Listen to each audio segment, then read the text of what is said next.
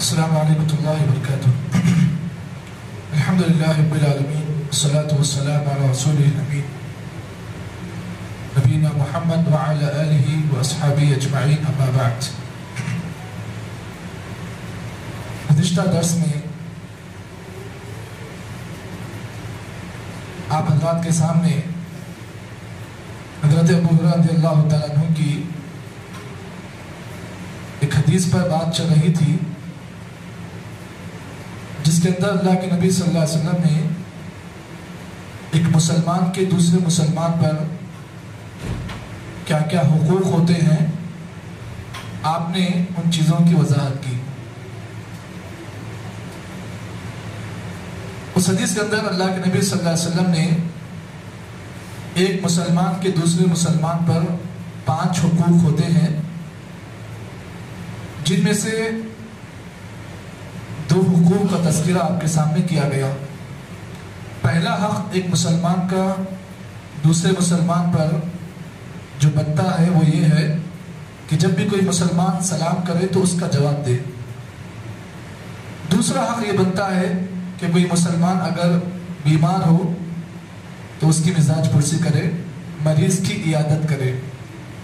تیسرا حق جو انشاءاللہ ابھی آپ کے سامنے پیش کیا جا رہا ہے وہ ہے اتباع الجنازتی۔ نبی اکرم صلی اللہ علیہ وسلم نے کہا کہ ایک مسلمان کا دوسرے مسلمان پر تیسرا حق یہ بنتا ہے کہ اگر کوئی مسلمان انتقال کر جائے یا اس کی موت واقع ہو جائے تو اس کے جنازے کی اتباع کرے۔ جنازے کی اتباع کرنا، جنازے کے پیچھے چلنا، خصوصاً اگر مسلمان بھائی ہو، اگر ہمارا مومن بھائی ہو تو اس کے جنازے کی اتباع کرنا، اس کے جنازے کے پیچھے چلنا، یہ ایک مسلمان پر احسان کرنا ہے۔ دنیا کے اندر ہم احسان سمجھتے ہیں کہ کسی کو چائے پلا دے، کسی کو کچھ کھلا دے، یہ احسان سمجھتے ہیں، جبکہ ایک مسلمان کے ساتھ اصلی احسان یہ ہے کہ آپ اس کا انتقال ہو جائے تو آپ اس کے جنازے کی اتباع کریں، آپ اس کے جنازے میں شریک ہوں۔ یہ ایک مسلمان پر اصلی احسان کرنا ہے۔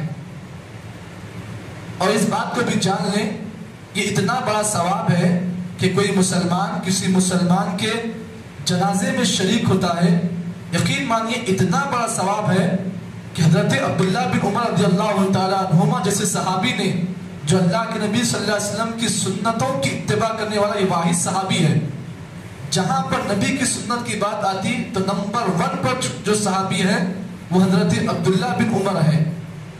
حضرت عبداللہ بن عمر جیسا صحابی جو ہے، جنازے کی اتباع اور جنازے کے پیچھے چلنے کے بارے میں جب ان کو روایت معلوم ہوئی تو انہوں نے افسوس کیا۔ چلیے وہ روایت آپ کے سامنے پیش کر دوں۔ نبی اکرم صلی اللہ علیہ وسلم کے بڑے مشہور اور معروف صحابی حضرت ابو ہریرہ رضی اللہ تعالیٰ عنہ کی روایت ہے، نبی اکرم صلی اللہ علیہ وسلم نے فرمایا من اتبع جنازۃ مسلم ایمانا و احتسابا۔ نبی اکرم صلی اللہ علیہ وسلم نے فرمایا کہ جو کوئی مسلمان کسی مسلمان کے جنازے میں جاتا ہے، ایمان و احتسابا، شرط کیا ہے؟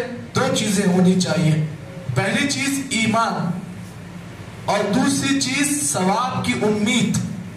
یہ دونوں چیزوں کو لے کر اگر کوئی مسلمان کسی کے جنازے میں جاتا ہے، وَكَانَ مَعَهُ حَتَّى يُصَلَّ عَلَيْهَا، اور ایک مسلمان کے جنازے میں اس وقت تک شریک رہتا ہے جب تک کہ اس کے جنازے کی نماز پڑھی جائے، حَتَّى يُصَلَّ عَلَيْهَا وَيُفْرِغْ مِن دَفْنِهَا، اور جب تک وہ اس کو دفن نہ کرے وہاں پر وہ رہتا ہے۔ کہاں پر؟ قبرستان کے اندر۔ تو اللہ کے نبی نے فرمایا فَإِنَّهُ يَرْجِعُ مِنَ الْأَجْرِ بِقِرَاطَيْنِ۔ نبی نے کہا کہ اب ایسا مسلمان جب واپس اپنے گھر کو جاتا ہے تو 2 قیرات ثواب کو لے کر جاتا ہے۔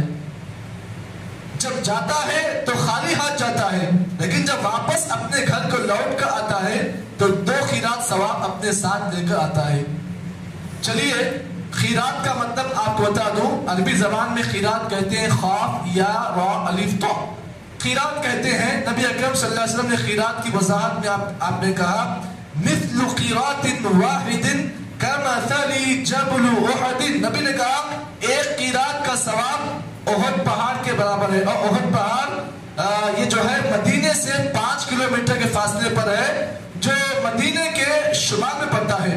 اور یہ احد پہاڑ کا معاملہ یہ ہے کہ یہ 7 کلومیٹر تک پھیلا ہوا ہے، اور اس کا جو رقبہ ہے یہ اتنا چوڑا ہے کہ اللہ کے نبی صلی اللہ علیہ وسلم نے کہا جبل احد یحبنا و یحبہ، نبی نے کہا کہ احد کا پہاڑ ایک ایسا پہاڑ ہے کہ ہم اس سے محبت کرتے ہیں اور وہ ہم سے محبت کرتا ہے۔ معلوم یہ ہوا کہ نبی اکرم صلی اللہ علیہ وسلم نے فرمایا مثل قیرات واحد، ایک قیرات ثواب جو ہے احد پہاڑ کے برابر ہے۔ تو معلوم یہ ہوا کہ اگر کوئی آدمی کسی مسلمان کے جنازے کی نماز پڑھتا ہے تو ایک قیرات ثواب وہ اپنے ساتھ لے کر جاتا ہے۔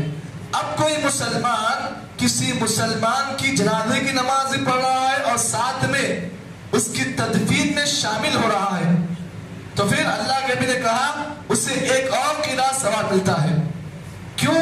اس لیے کہ وہ جنازے کی نماز کے ساتھ ساتھ وہ تدفین میں بھی شامل ہے۔ تو اسی لیے جو آدمی جنازے کی نماز پڑھتا ہے اسے ایک قیرات ثواب ملتا ہے، اور جو آدمی جنازے کی نماز کے ساتھ ساتھ جو ہے تدفین میں شامل رہتا ہے اسے 2 قیرات کا ثواب اللہ کے نبی صلی اللہ علیہ وسلم نے اس حدیث کے اندر دینے کا آپ نے وعدہ کیا ہے۔ اب اس بات کو بھی آپ جان لیں، ہمارے پاس جو ہے جنازے کے معاملے میں جب یہ چیز دیکھنے میں آتی ہے اکثر لوگ ہم سے اختلاف کرتے ہیں۔ اختلاف کیا ہے؟ چلیے آئیے وہ اختلاف آپ کے سامنے پیش کر دوں۔ وعن قیس بن عباد قال كان اصحاب رسول اللہ صلی اللہ علیہ وسلم يكرهون رفع الصوت عند 3۔ حضرت قیس بن عباد جو اللہ کے نبی کے ایک بڑے مشہور صحابی ہیں کہتے ہیں كان اصحاب رسول صلی اللہ علیہ وسلم، اللہ کے نبی کے صحابہ کا معاملہ یہ تھا کہ وہ 3 چیزوں میں آواز بلند کرنے کو ناپسند کرتے تھے۔ اچھی طرح سن لیں، ہمارا ایک مسلمانوں کا بہت بڑا طبقہ اس غلطی میں شامل ہے، اور آپ جب کبھی ان سے ڈیبیٹ ہو یہ بات آپ کریں تو کہتے ہیں کہ اصحاب رسول صلی اللہ علیہ وسلم 3 کاموں میں آواز کو بلند کرنے کو ناپسند کرتے تھے۔ اب وہ 3 کام کیا ہیں؟ پہلا کام عند القتال، جنگ کے وقت بڑی بڑی آواز سے بات کرنے کو صحابہ پسند نہیں کرتے تھے۔ جنگ کے موقع پر بڑی بڑی آواز سے بات کرنے کو صحابہ پسند نہیں کرتے تھے۔ جیسے ہمارے پاس ہوتا ہے اے جنگ میں پکارتے نا، صحابہ اس کو ناپسند کرتے تھے۔ اور دوسری چیز وعند الجنائز، جنازے کے وقت میں آواز کو نکالنا صحابہ پسند نہیں کرتے۔ اب یہاں پر میں یہاں رک کر اپنے بعض مسلمان بھائیوں کو لیتا ہوں جو جنازے کے جب کندھا دیتے ہیں تو یہ وہ نعرے لگاتے ہیں۔ اب وہ نعرے میں بولنا نہیں چاہتا، آپ جانتے ہیں۔ تو معلوم یہ ہوا جنازے کے موقع پر جب جنازے کو آپ کندھا دیں اس وقت کوئی آواز کرنے کا حکم نہیں دیا گیا ہے، الٹا یہ ہے کہ صحابہ کرام اللہ کے نبی کے اصحاب جو ہے اس کو ناپسند کرتے تھے۔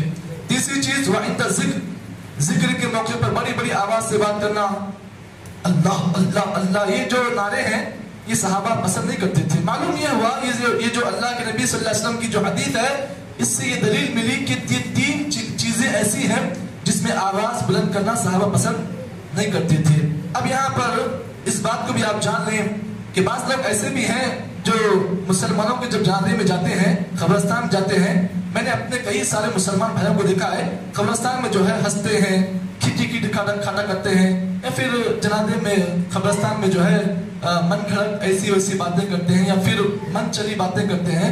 صحابہ کے بارے میں آتا ہے کہتے ہیں قال سعد بن معاذ، یہ سعد بن معاذ کون ہے؟ یہ سعد بن معاذ وہ صحابی ہیں جن کی موت پر جو ہے اللہ کا عرش جی دہل گیا نا، اہتز عرش الرحمن لموت سعد بن معاذ۔ حضرت سعد بن معاذ یہ وہ صحابی ہے جن کی موت پر اللہ کا عرش جو ہے دہل گیا۔ ان کے بارے میں آتا ہے ما تبعت جنازة فحدثت نفسي بغیر ما هو مفعول بها، کہ ہم میں سے اکثر صحابہ ایسے ہوتے کہ جب کبھی کسی جنازے میں جاتے تو ہم میں کا ہر آدمی جو ہے قبرستان میں متخشعا متفکرا، ہم میں کا ہر صحابی جو ہے جنازے میں قبرستان میں جو ہے جب جاتے متخشعا، تو ہم میں کا ہر آدمی جو ڈرتا، وہاں پر قبرستان جو ہے ڈرنے کا مقام ہے۔ یہاں پہ ہمارے بعض مسلمان بھائی جو ہے قبرستان میں بھی بزنس کر رہے ہیں، قبرستان میں فون آتا ہے یہاں یہ پارٹی آئی رہے او بیچو نہیں، صحابہ یہ تھے متخشعا، قبرستان میں وہ لوگ ڈرا کرتے انجام کو لے کر فکر کرتے تھے، ارے آج ہمارا بھائی جو ہے ہم اس سے دفن کر رہے ہیں، کل ہم کو بھی اس میں دفن ہونا ہے، متفکر فی مالی. تو معلوم یہ ہوا آدمی کو چاہے قبرستان میں وہ اپنی موت کی فکر کرے، متعدد بالموت، اور موت کے لیے آدمی نصیحت حاصل کرے. کہاں پر؟ یہ قبرستان جو ہے نصیحت کا مقام ہے، یہاں پر آدمی نصیحت حاصل کرے. اور وَبِمَا يَسِيرُ إِلَيْهِ الْمَيْتُ وَلَا يَتَحَدَّثُ بِأَحَدِّثِ الدُّنْيَا وَلَا يَتَحَدَّثُ. معلوم یہ ہوا کہ اللہ کے نبی کے صحابہ وہ ہوتے جو وَلَا يَتَحَدَّثُ بِأَحَدِّثِ الدُّنْيَا، قبرستان میں دنیا کی گفتگو نہیں کرتے تھے، قبرستان میں دنیا کی بات نہیں کرتے تھے. وَلَا يَزْهَدُ، اور نہ قبرستان میں ہنستے تھے. جی قبرستان میں دنیا کی بات نہیں کرتے تھے. وَلَا يَزْهَدُ، اور قبرستان میں ہنستے بھی نہیں تھے. آج ہمارے بعض مسلمان بھائی ایسے ہیں، قبرستان میں جو ہے میت کو دیکھتے ہیں اور میت کو جو ہے قبر میں اتارتے ہوئے دیکھتے ہیں، لیکن نہ آنکھوں سے آنسو جاری ہوتے ہیں، نہ دل میں ڈر ہوتا ہے، الٹا جو ہے وہاں پر بھی ہنسی مذاق کرتے ہیں. اب ان کو کون سمجھائے، ان کو کون سمجھائے بتائیے. تو یہ ہمارے سلف تھے، ہمارے صحابہ اکرام تھے. تو معلوم یہ ہوا جنازے کی نماز پڑھنا ایک مسلمان کا حق ہے. ایک مسلمان ہے اگر انتقال ہو چکا ہے تو آپ اس کی جنازے کی نماز پڑھیں. اب جو حدیث میں نے آپ کے سامنے پیش کی حضرت عبداللہ بن عمر کے بارے میں آتا ہے، جب اس حدیث کو آپ نے سنا، کون سی حدیث؟ کہ جو آدمی جنازے کی نماز پڑھتا ہے 1 قرات ثواب ملتا ہے، اور جو تدفین میں شامل ہوتا ہے اسے 2 قرات ثواب ملتا ہے. حضرت عبداللہ بن عمر کے بارے میں آتا ہے جب اس حدیث کو آپ نے سنا تو انہوں نے کہا کہ ہم نے اپنے طور پر بہت سارے ثواب کو ہم نے محروم کر لیا، کیونکہ ان کو نہیں معلوم تھا، یہ حدیث ان کے علم میں نہیں آئی تھی کہ جنازے کی نماز کے ساتھ ساتھ تدفین میں شامل رہنے کا ثواب اتنا ہے. تو حضرت عبداللہ بن عمر نے افسوس کیا، ارے اے کاش ہم کی حدیث پہلے معلوم ہوتی تو ہم آج بہت سارا ثواب لے لیتے. اس کے بعد عبداللہ بن عمر کے بارے میں آتا ہے جب کبھی کسی مسلمان کی جنازے کا موقع آتا تو عبداللہ بن عمر نماز بھی پڑھتے اور ساتھ ہی ساتھ قبرستان بھی جاتے اور تدفین میں شریک رہتے. تو معلوم یہ ہوا اس حدیث کے اندر اللہ کے نبی صلی اللہ علیہ وسلم نے یہ بات بیان کی. بہت ساری باتیں آپ کو میں نے بتائی ہیں، اب سمجھنے والے سمجھیں تو انشاءاللہ اچھی بات ہے، اب نہیں سمجھنے والے نہیں سمجھے تو ہم سمجھانے کے لائق تو اتنے نہیں ہیں. تو اللہ سے دعا ہے کہ اللہ تعالیٰ مجھے اور آپ کو جتنی باتیں بتائی گئی ہیں صحیح معنی میں عمل توفیق عطا فرمائے. سبحان اللہ بحمدہ، سبحانک اللہم وبحمدک، نشہد ان لا الہ الا انت، نستغفرک ونتوب الیک.